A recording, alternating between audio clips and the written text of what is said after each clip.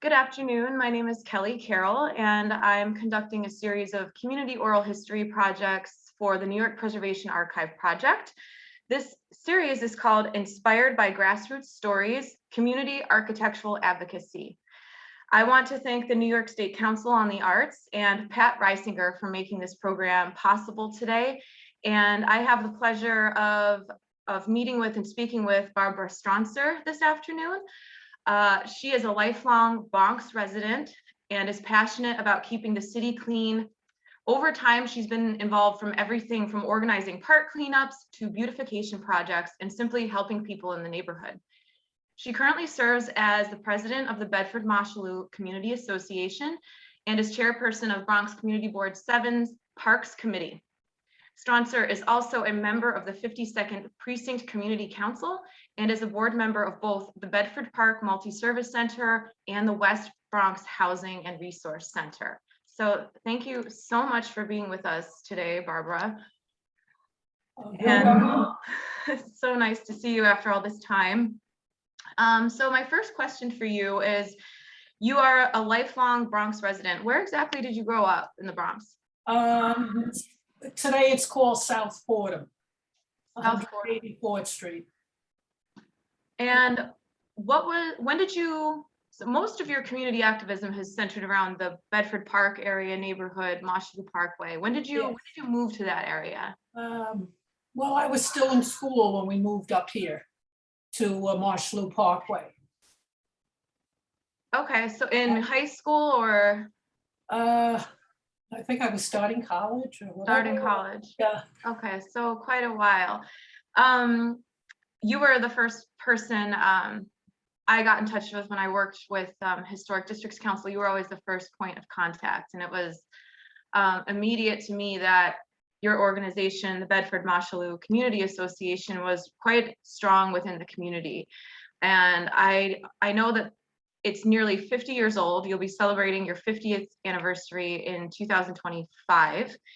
And when I was preparing for today, I noticed that the year 1975 was a pivotal moment for your community. I understand that the Community Association was formed in 75 by about 300 residents that met at the Bedford Park Congregational Church.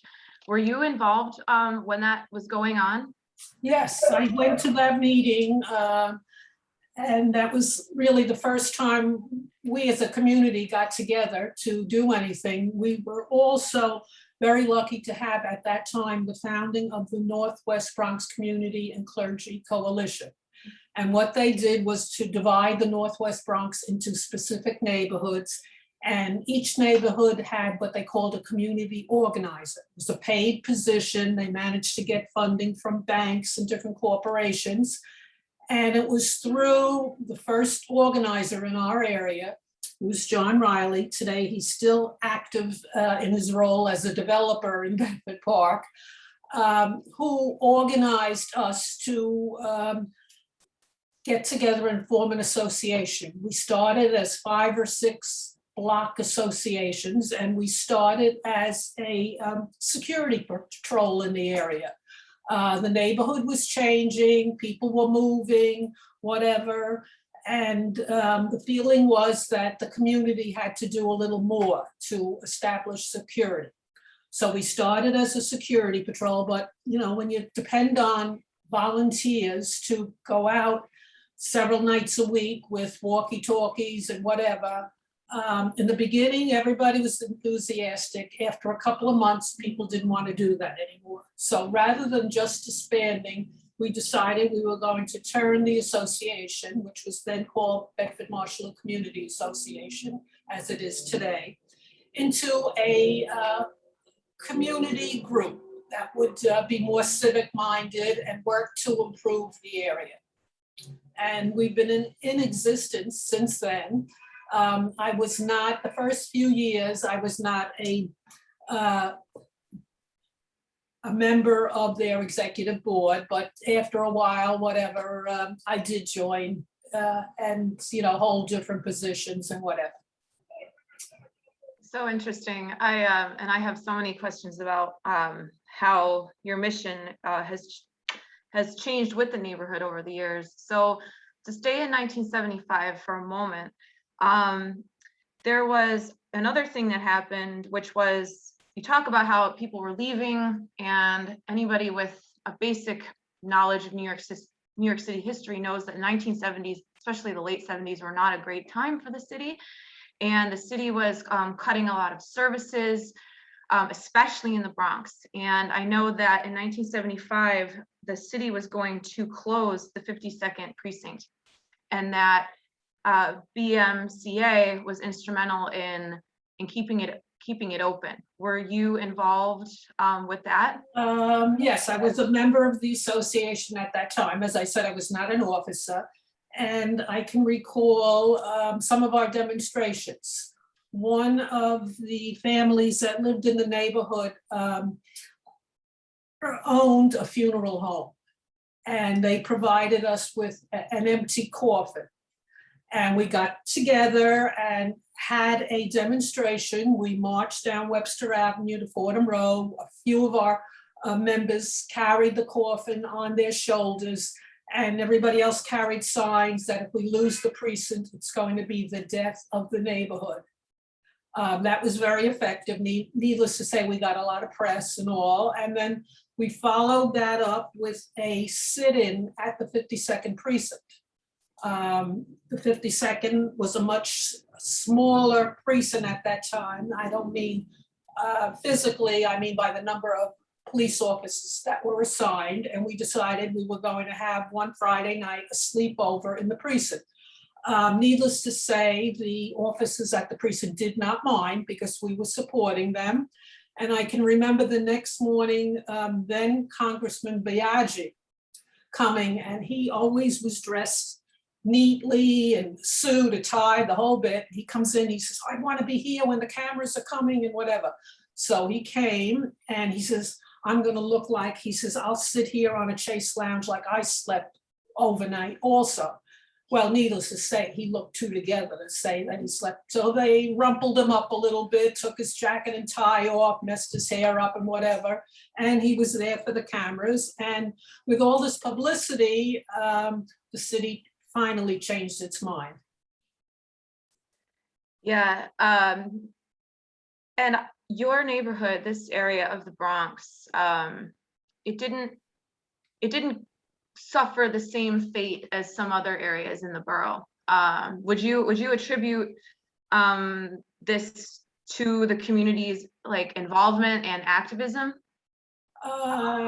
Yes, to an extent. However, we did see a lot of changes. I can remember when I first moved into this neighborhood, we had a lot of local fires, stores, and we had a Bedford Park Casino on Bedford Park Boulevard fire. Our train station, our Metro North station here, the old station was burned down.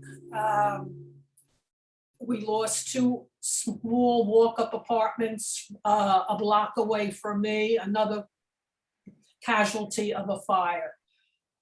So, things were changing. Understood.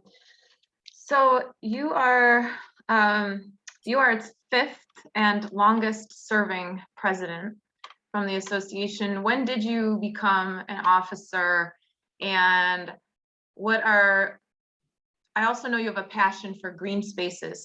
So what would you say the organization has accomplished under your leadership, and when did you get involved?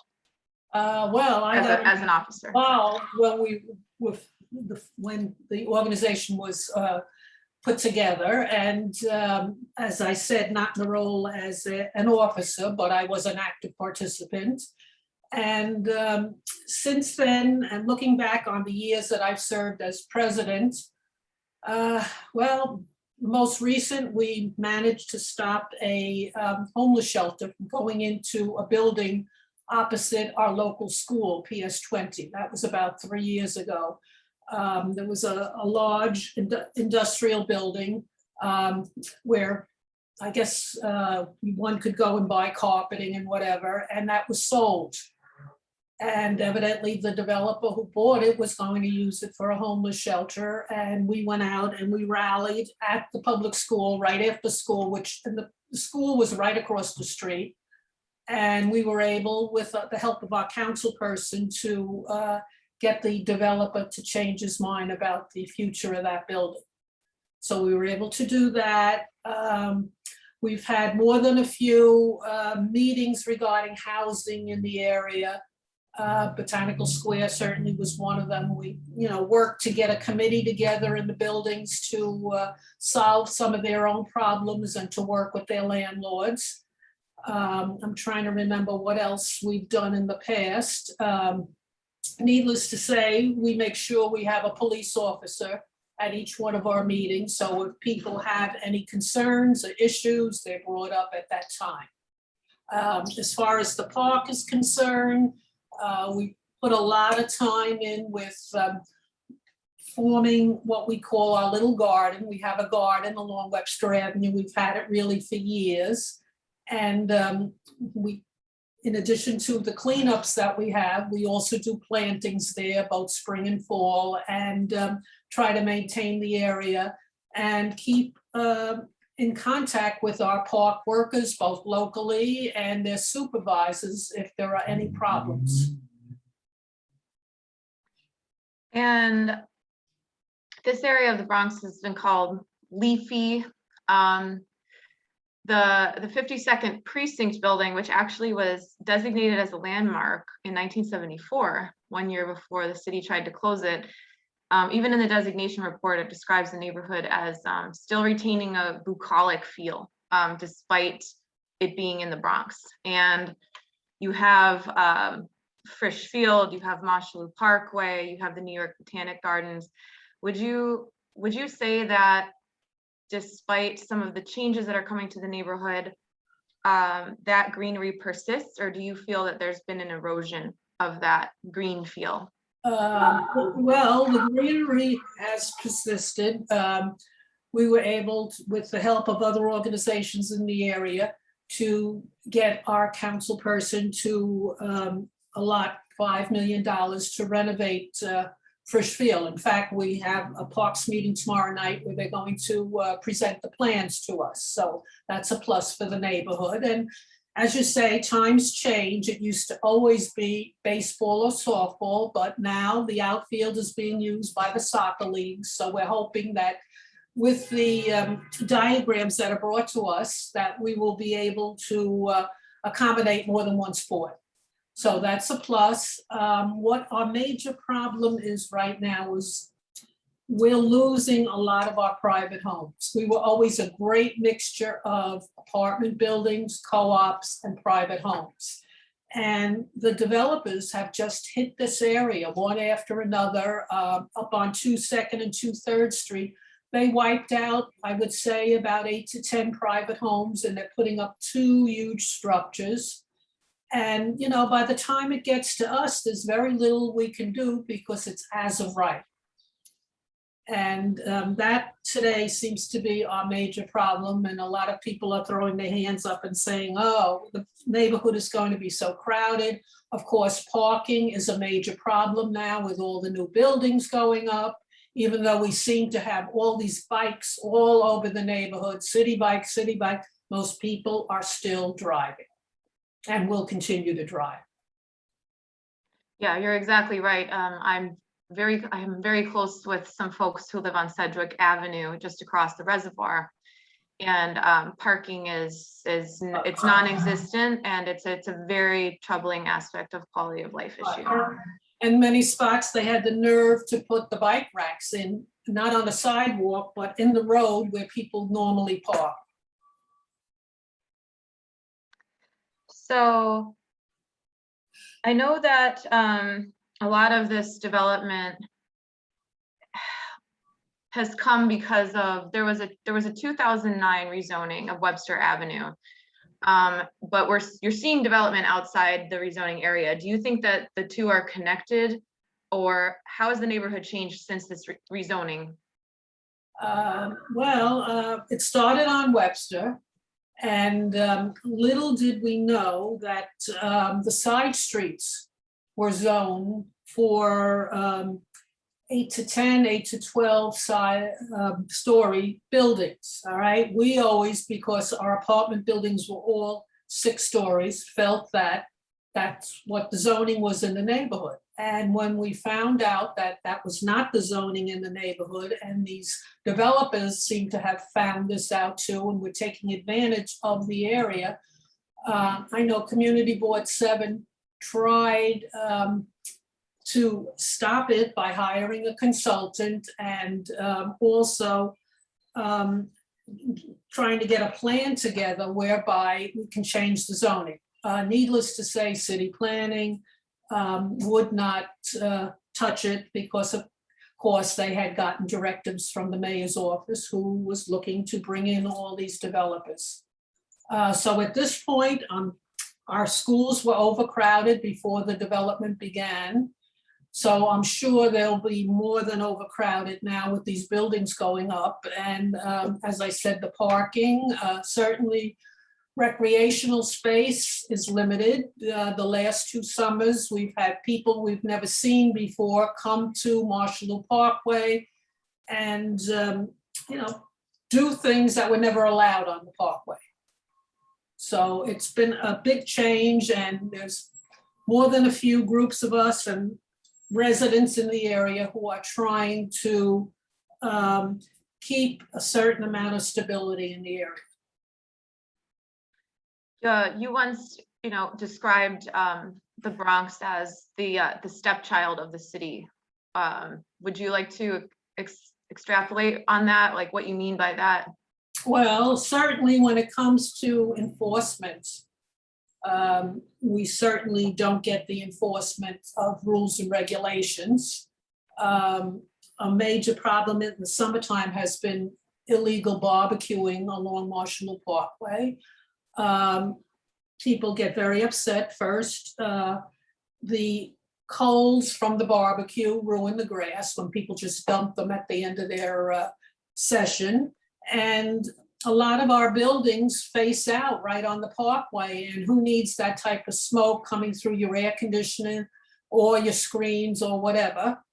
And we still have several co-ops along the parkway, and people invest in their apartments, and they want the area around them kept clean and neat. And it's been a problem. I mean, people have parties without getting permits. By the time we get the pep squad over here, it's, the party is all set up and whatever. It's not easy. I mean, we've had people bring ponies onto the parkway to have some type of a entertainment for the kids, and giving them pony rides and whatever, and it's just been out of hand. And in addition to the park, certainly sanitation has been a major problem since the COVID. The mayor reduced street cleaning in this neighborhood to once a week. All right, so we used to have it twice a week. He reduces it, and enforcement really is non-existent. Cars don't move. In fact, I noticed there was an article in yesterday's New York News about this, that people just ignore it. They don't move, they don't get ticketed, and the trash is just out there. I've been in this neighborhood a long time, and I have never seen it as dirty as it is now. Yeah, that's so your organization, Bedford Moshulu Community Association has a very simple mission statement, which is to preserve the quality of life there. So it sounds like the quality of life issues over its nearly 50 years have changed from what they initially were. Do you think overall these quality of life issues will get better, or how do you think if it weren't for your association that things would be worse, possibly, is another way to think about it? I feel the only way you get some attention is to bring it before these agencies, the problems before the agencies. When we try to invite somebody from each agency each month and also to bring the issues before your elected officials. I mean, if we didn't exist, I don't know, what would be done and what wouldn't be done. I have people, I walk the street and people come up to me, can you do something about this? Can you find out what's happening here, whatever.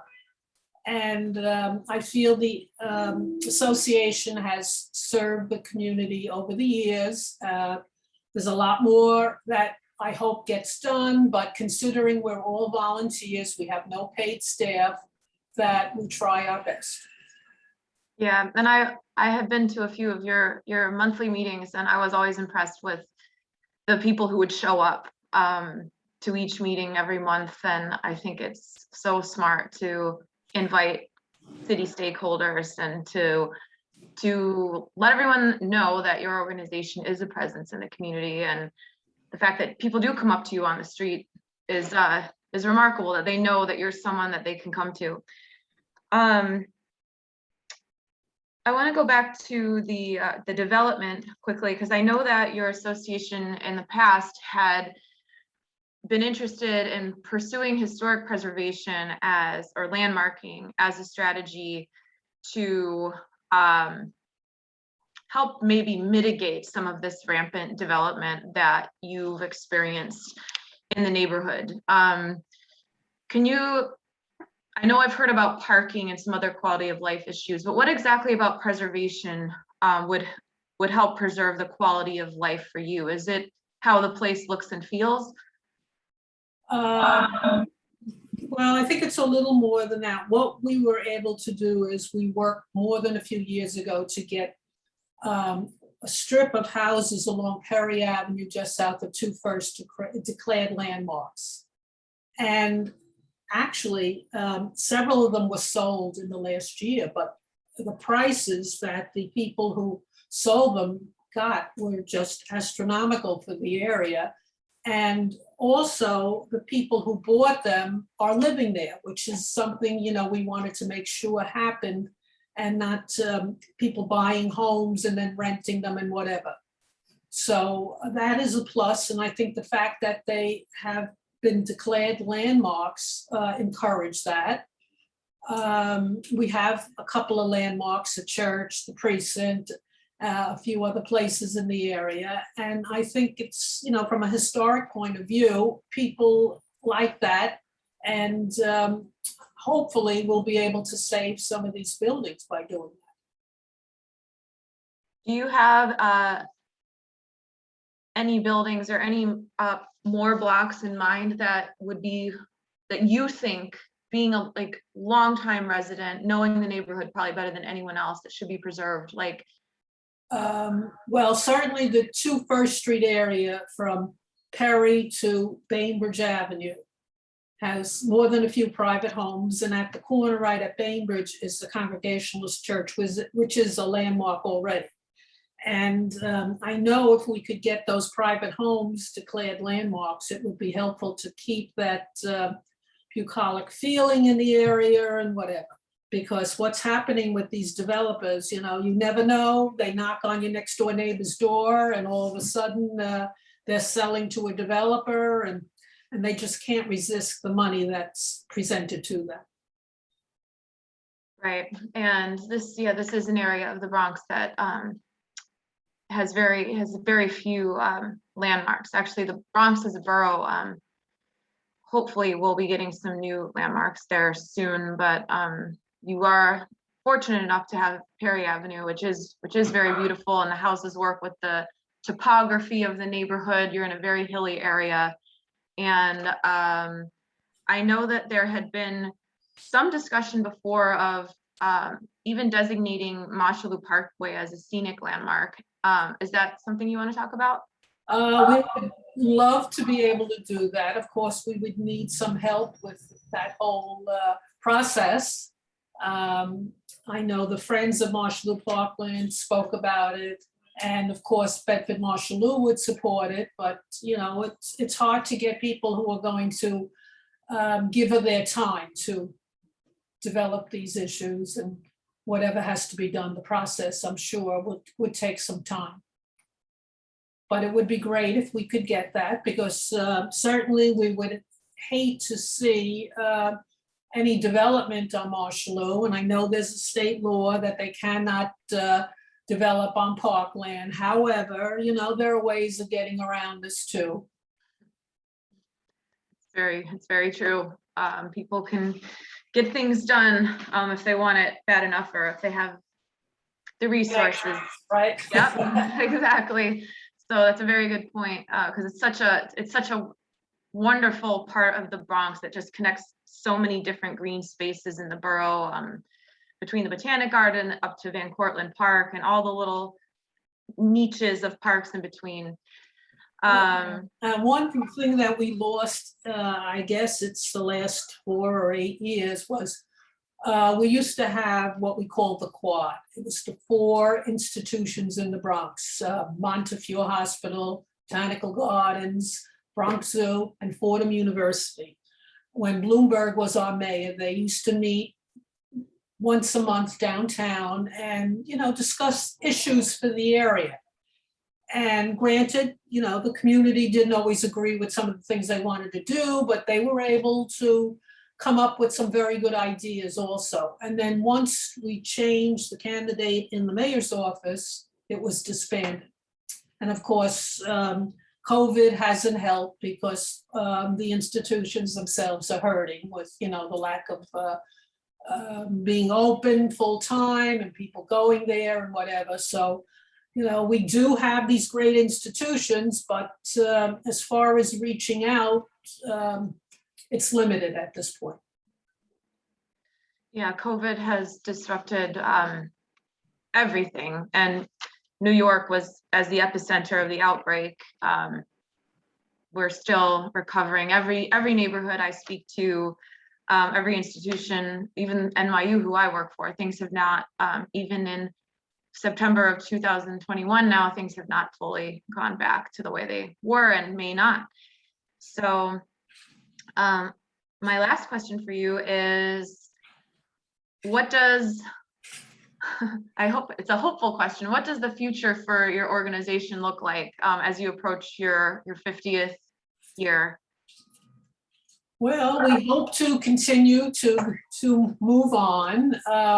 We have a lot of new people in the neighborhood now with all these new buildings, and we're hoping to reach out to many of them who would be interested in joining and whatever. And we hope that they too will support us in our fight for the improvement in quality of life in Bedford Park and along Moshulu. I hope so too. And maybe just like with the organizing for the precinct, leaflets will help get the job done. Yes, hopefully. I mean, once we start meeting in person, we fly in the buildings in the area whenever we're having a meeting. We haven't done that. We've, everything went out via email. So unless we had your email address, you didn't know there was a meeting. And we're trying. We work very hard to keep the organization going during COVID. And I think you've done a great job. So thank you. Yeah, you're welcome. I want to talk to you about one thing after this. So hang on after I stop recording, but I want to thank you so much for your time today and your commitment to your neighborhood and community. It certainly wouldn't be the same without you. So thank you very much for your service, Barbara. Okay, you're welcome.